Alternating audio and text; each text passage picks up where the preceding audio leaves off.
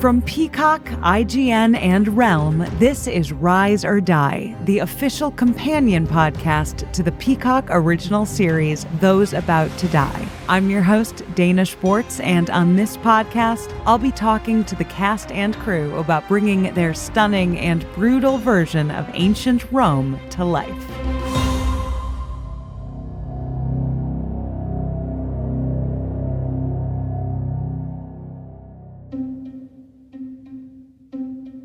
Rome 79 CE, an incredibly momentous year for the Roman Empire and the year during which Those About to Die begins.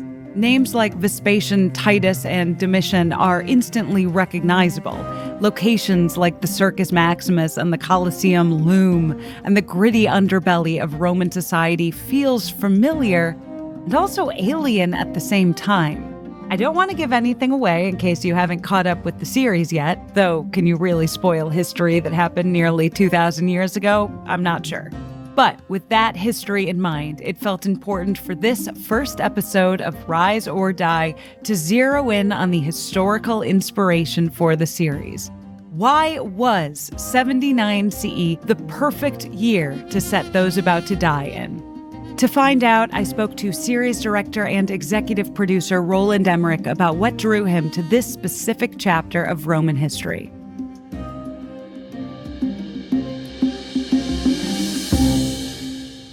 I think ancient Rome, it seems like for decades has sort of captured Hollywood's imagination and audiences. What do you think it is about ancient Rome and gladiators that still excites audiences? It was a living soap opera. Yeah. It was like murder. There was betrayals and there were like kind of assassinations. I mean, it was like really, really rich for kind of, for TV shows in a way. Looking at all of Roman history, I mean, it almost feels like you could choose any year in Roman history and just like stick a pin in it and make an amazing television show because so much history was happening. What was it about 79 CE, the end of the year of 4 emperors, that really caught your attention? It was like the first time a commoner, more or less, could become emperor. And because of that, everything changed in a weird way, because all of a sudden they chose who is the new emperor. That's so fascinating because obviously Rome was such a stratified society between the patricians and the plebeians, but this idea kind of that anyone can be emperor is feels like a very modern American idea. Yeah, that was like for me the pivot point. From that moment on, exactly like that. Yeah. Everybody could become emperor. And they had to have just the army behind them and maybe the money to do it. One thing that I love about it that I think is so smart is the way that you focus on different social stratas throughout Roman society. Yeah. You jump between the emperor, but we also see slaves and plebeians and different patricians. Why was that important to you to focus on sort of different aspects of Roman culture? Everything ended up being sports. Now, you have to understand, in every big race, the emperor had to be there. So the people saw the emperor sitting there and cheered when he walked out and when he left. So that was for them a real sign of devotion. Also, there were like naturally crazy competition going on, and all these patricians fought against each other. Then there was betting, which was not allowed. And then there were the charioteers, and there was a lot of cheating going on. All this kind of thing. And on the other hand, because Rome was like expanding constantly, there were constantly new areas being pacified, they called it. Yeah, the Pax Romana, of course. Exactly. And they naturally found everywhere slaves and warriors, which were like really good fighters. And they brought them back to Rome and made them slaves and trained them to be gladiators. One character that I loved in the show is Tenex, who runs the sort of betting pub.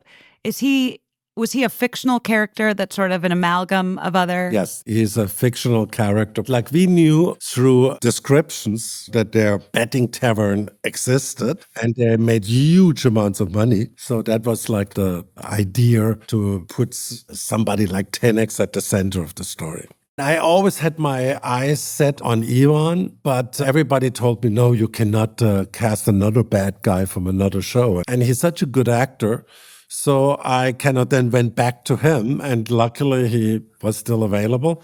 And he was so fantastic, because he was also like a guy who, when he came onto the set, he said, let's all behave like professionals. Yeah, it sets the tone. That's the tone. We have to be all working together, because it will be a real hard job to kind of creating this world.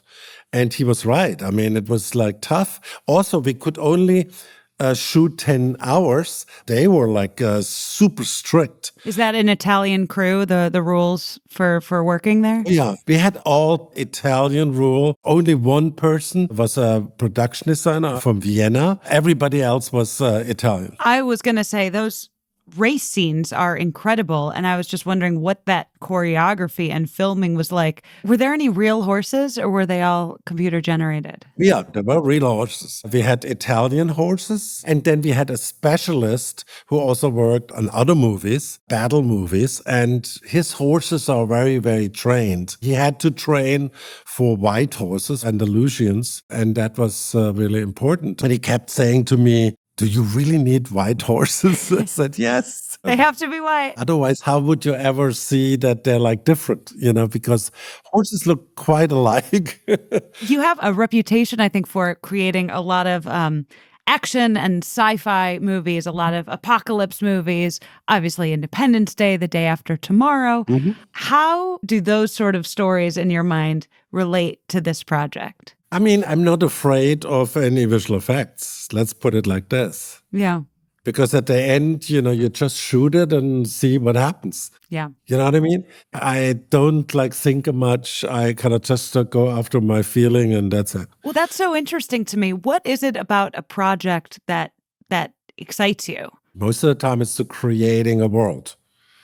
Creating your own world and your own feel. For example, I want to shoot with the least amount of light, because only then you can get these streaks from the outside. And when you fill a light smoke into it, then you see all these streaks, and it looks beautiful. And I have the feeling, because they burn so much candles and torches, there must have been some haze in all these rooms.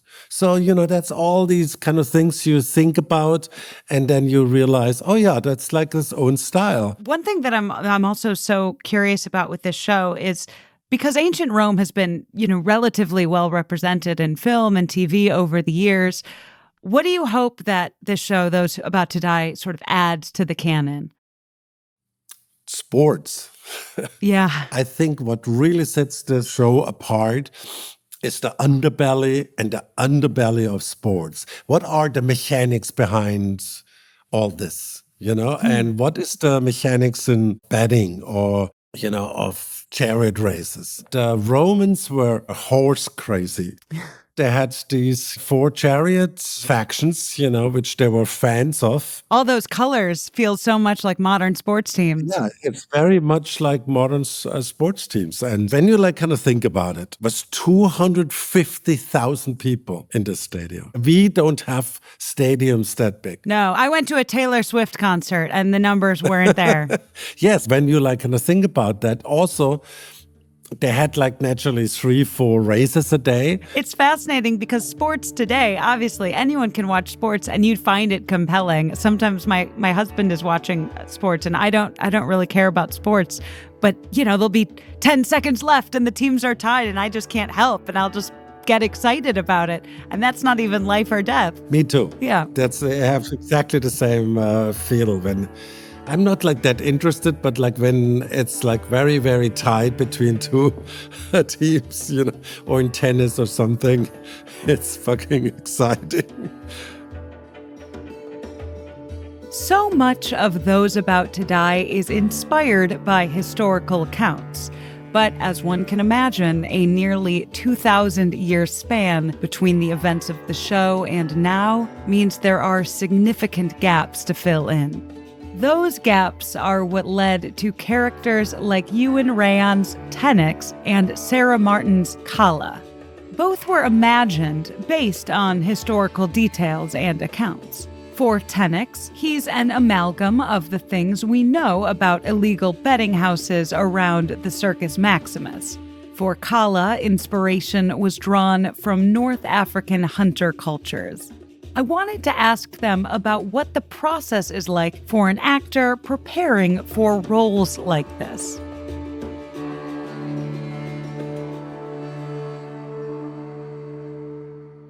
So much of Those About to Die is inspired by historical events. We have characters like the Flavians, who are based on real people, but then, of course, we also have characters like Tenex and Kala, who are completely invented or just spun out of historical details of accounts of the time. Could you each describe who your characters are in this series and how you brought authenticity to those roles? My character, she's a trader. She's living in Numidia. It was north of Africa at the time. And she arrives in Rome because, unfortunately, the children are arrested and sent as slaves or gladiators. For what we know about Numidia, we had to question what kind of language she speaks and therefore what kind of accent she may have. And for the rest, it's just playing a woman that happens to be a mother who's struggling to save her children. Yeah. I think Tenax is a product of his environment. So for me, I just tried to learn as much of the history and leading up until that point, just so that I understood, who the emperor was when he was born and what kind of environment would he have been in, living on the streets in Rome during, Nero's reign. And then he'd have been about 20 in the year of the four emperors and all the chaos that came with that. That helped me figure out how this guy he's gone from living as a sort of street kid, homeless, to running the gambling and the crime in the underbelly and to become this sort of ruthless, feared gangster, basically. Yeah.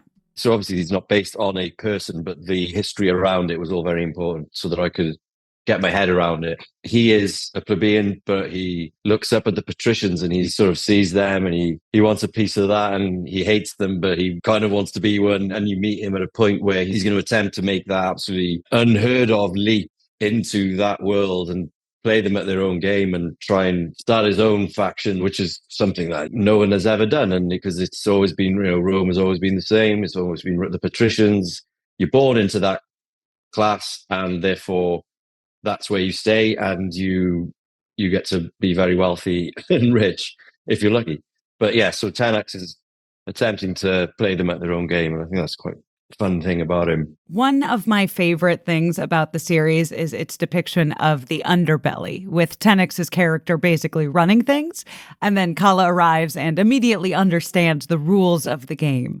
Could you both talk about why your characters were primed to succeed there and maybe why they were so drawn to each other? Like you said, when Kala arrives, she is so intelligent and she speaks many languages. And she knows how to rule an abacus, my God. Yeah. So obviously she's skilled and Tenax recognizes that immediately and, oh, okay, she could be precious. And then from that, she gained kind of his respect.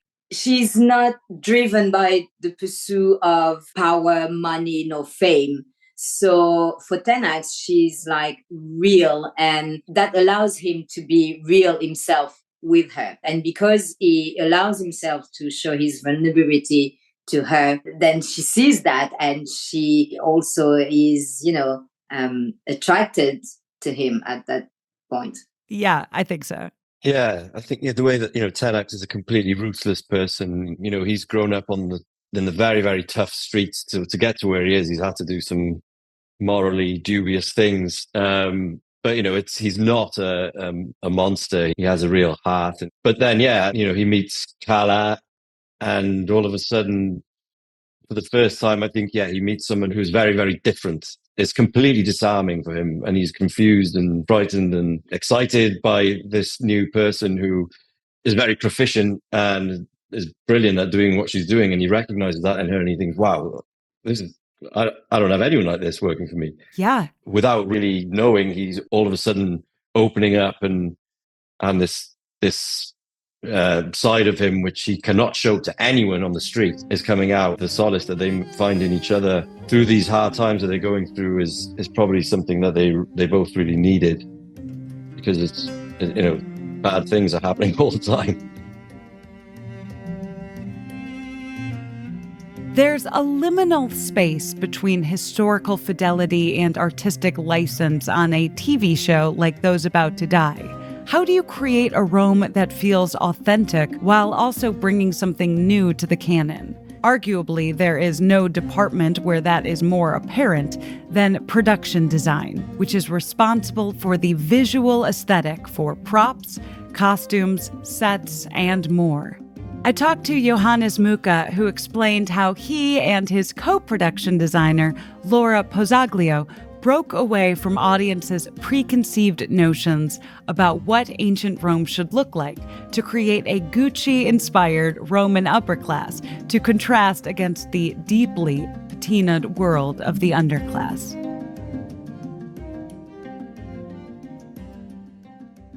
So what was your process like? Obviously, this is an incredibly intricate world that you had to create.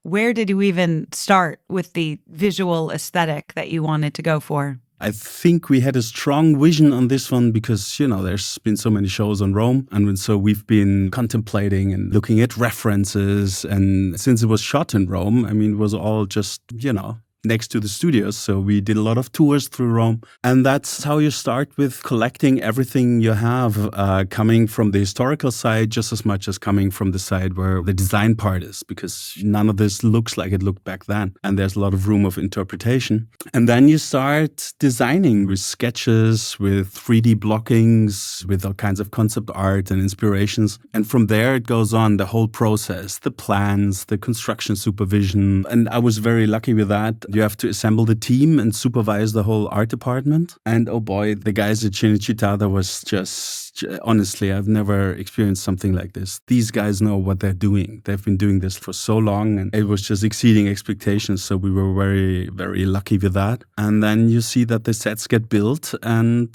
the most hectical moment is always shortly before the shoot starts in the morning. Does everything stand? Is everything correct? Does it work with the light? And is the director happy? What was the unique challenge of creating such a big historical epic? It feels like there were so many pieces that you would have been responsible for. I would say it's twofold. As you said, we have the palaces and the villas on the one side, then we have the gritty parts, the underworld of Rome, and then we have the gigantic arenas, obviously. So biggest challenge was creating a world where everything would blend together, that becomes coherent. Not only from how does the Colosseum actually look like, because there's just a couple of drawings there. Obviously there was no photograph of the Colosseum back then. When I told friends, I'm shooting this Gladiator series with Roland Emmerich in Rome, they were often like, oh, of course, do you shoot in the Colosseum? I was like, dude, have you seen it? It doesn't look like how it looked then. Yeah.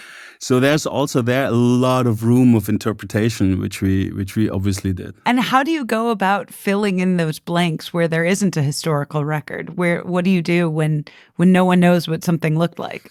That's when I get to play, Yeah. I like to compare it to, I was a huge Lego fan. Yeah. And so you have all these drawings and this information about Rome, which are all Lego pieces. And once you've looked at them really thoroughly and properly, you can just start building your world. I think people have an idea in their heads of what ancient Rome looks like, even if it's not necessarily historically accurate. Were you aiming for historical accuracy or what would read to a modern audience? Obviously, you can't cheat too much with Rome. Yeah. That's a given. But it was super important for us to try to break with the preconceived notions of how Rome would look like. In the very beginning, I looked at fashion designers. Interesting. And I discussed this with Roland a lot. I would say Versace probably is a very Roman thing. And having looked at how Rome actually worked, it was super eclectic, right? They took influences from all over the world and mashed it into their glorious empire. And then it just came to me that it's like Gucci instead. We haven't ever seen a Gucci Rome, in a way. I've never seen a Gucci Rome. That's fantastic. Right? That's what I thought. It's very loud and colorful. And I presented that to Roland and he loved it. until when I said it the second time, so just show it. Don't keep talking about it, show it. And then we ran right into it. I love that. That's such a unique influence. So how did you bring that Gucci inspiration into the show? It was mainly about the contrast, making the underbelly of the Circus Maximus as gritty and disgusting as possible, to just really push as much as we can the palaces and the Gucci aspect. Another thing I love about the show is it shows so many different swaths of Roman society. We get that classic Roman culture, but we also get Numidian, Spaniard, and Judean culture. What sort of sources did you use to get those subcultures and bring them to life? Especially for the Numidian and the Spaniard culture, I have to give more credit to Laura Pozzaglio, who was my co-production designer. That was her part, and she's just so good at that. She's a history buff as well, and she had a very good way of bringing that to reality. Yeah. One thing that I think the show captures really well is kind of how dirty the poorer sections of Rome are, the underbelly. Right. How do you, as a production designer, make props feel decrepit and used and dirty? The painters in the Cinecittà, they were just incredible. Especially the foreman of the painters, Paola Sforzini. She was just incredible. So they knew how to do that. But the other part of that is the best patina comes by using it. So in the underbelly, we had a whole zoo, including vultures, not to spoil too much. And it actually stunk like really, really bad. It was horrible. Oh my God. And we had some earth in there. So the more we shot in it, the more realistic the patina came in. Yeah, it's easy to act when it smells like animals. Right? Yeah. And then the Subura, which was kind of the ghettos of Rome. Yeah. That was in the backlot of Cinecittà. And then we had a couple of rainy days, and like this gigantic team kept walking through that, and that made it so realistic and so, excuse my French, so fucked up, that it just really, it looks as gritty as it can be. I mean, no painter in the world can get that gritty. Is there something about recreating ancient Rome that you found particularly rewarding or interesting? Anything unexpected? That's a very interesting question. We had a boat there, so we had to get into Roman boats.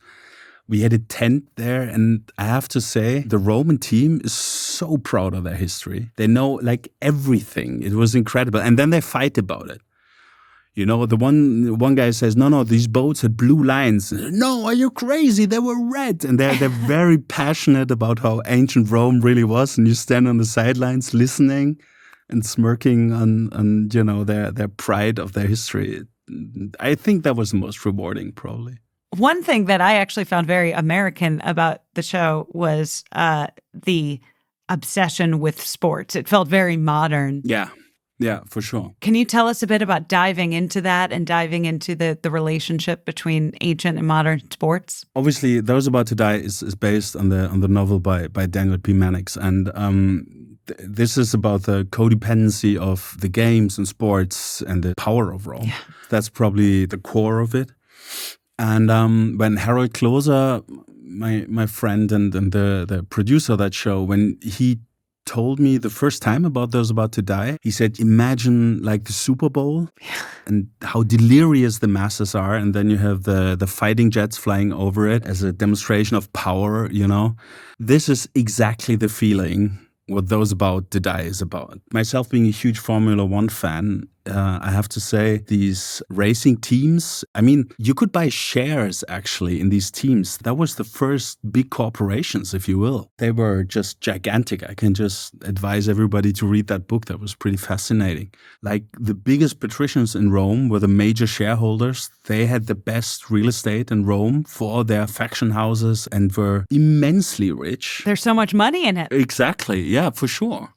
And it's funny, I mean, before I started to look into Those About to Die, you have these gigantic, massive Ben-Hur chariots on top of your mind, but they never looked like that. And in fact, there was a very exciting documentary that they only just discovered how these chariots looked by getting a toy, like a bronze toy out of the river Tiber, which depicted super interesting design. And then they tested it, and it was very lightweight, super small. They almost looked like surfboards they were standing on that were attached to the horses. Roland was adamant about, okay, we have to make it look like that. That's also something nobody's ever seen before. These super sleek racing chariots, they were pretty sexy, actually. If this isn't a chariot that people have seen on screen before, how did you go about designing it? Well, actually, we had to make sure that they're not too light. Yeah. Because that would have been dangerous. Obviously, we made them a little bit heavier than they had to be, just to make sure that they're really steady on the ground.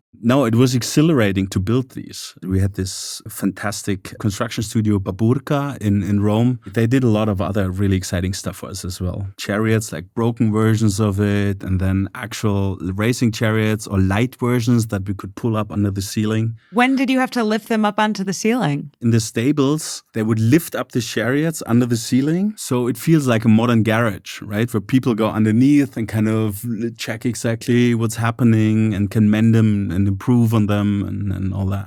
What do you hope viewers take away from Those About to Die? A lot of fun. Yeah.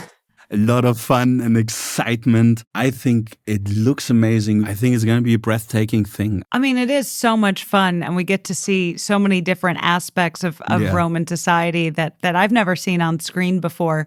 As a production designer, is it more fun for you to design the elaborate palaces and the wealthy settings, or the more low down, very dirty, dingy aspects that we also get to see? What I love most is world building. Yeah.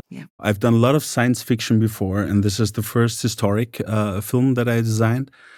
And it's exactly the same principles like designing the moon for Moonfall.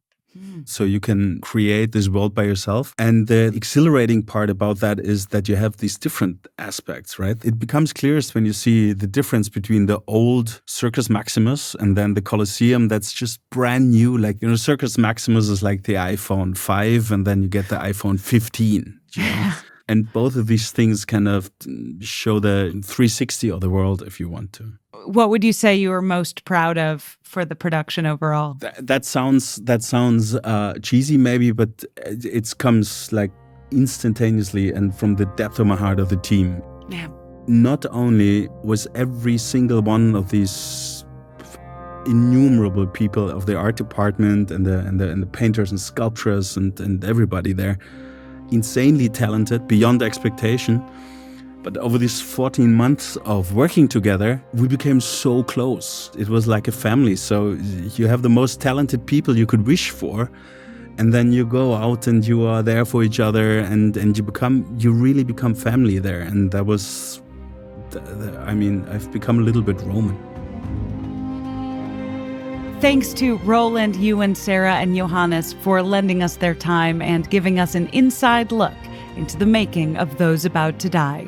Next episode, we'll learn about how Roland and the VFX team brought ancient Rome to life in stunning detail using a massive LED wall and a video game graphics tool called Unreal Engine. In the meantime, check out Those About to Die, streaming only on Peacock.